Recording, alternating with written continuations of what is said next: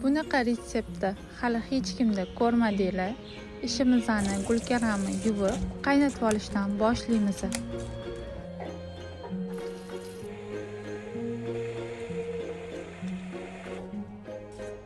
Bu orada gazga chuqurroq idishimizni qo'yib, yog' solib qizdirib qo'yamiz. Kler tayyorlaymiz. 2 ta tuxum, suv, tuz aralashtiramiz. Kraxmal, un solib yaxshilab aralashtiramiz. Gulkaramni klerga, so'ngra panirovichniy suxarikka botirib, qizib turgan yog'da usti qizarguncha qovurib olamiz. Endi qisirlagan ovozini eshitamiz. Bodring pomidorlarni videoda ko'rsatilgandek to'g'rab, tarelkalarga ketma-ket joylashtirib, gulkaram va labnelarni videoda ko'rsatilgandek qo'yib, dasturxonga tortamiz. Albatta tayyorlab ko'ring, yoqimli ishtaha.